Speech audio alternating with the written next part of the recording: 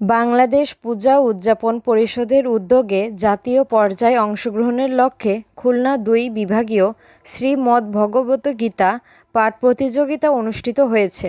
কুষ্টিয়া মহাশ্মশান মন্দির প্রাঙ্গণে বাংলাদেশ পূজা উদযাপন পরিষদ কুষ্টিয়া জেলা শাখার আয়োজনে ১৭ জানুয়ারি প্রতিযোগিতা অনুষ্ঠিত হয়।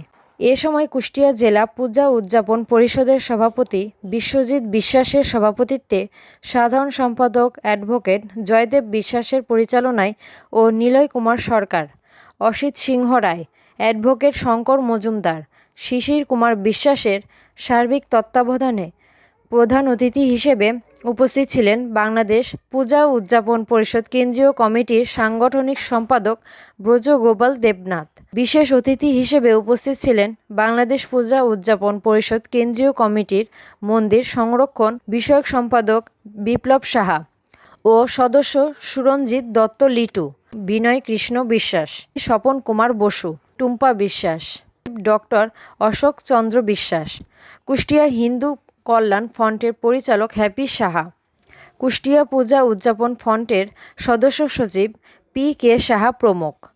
প্রতিযোগিতায় বিচার হিসেবে ছিলেন অধ্যাপক বিত্তজিৎ বিশ্বাস, অপূর্ব চক্রবর্তী, ঋষিকেশ বাবু, স্বপন কুমার ঘোষ। অনুষ্ঠানের প্রথম পর্বে গীতা প্রতিযোগিতা ও দ্বিতীয় পর্বে লিখিত পরীক্ষা অনুষ্ঠিত হয় এবং শেষে বিজয়ীদের মাঝে পুরস্কার বিতরণী অনুষ্ঠিত হয়।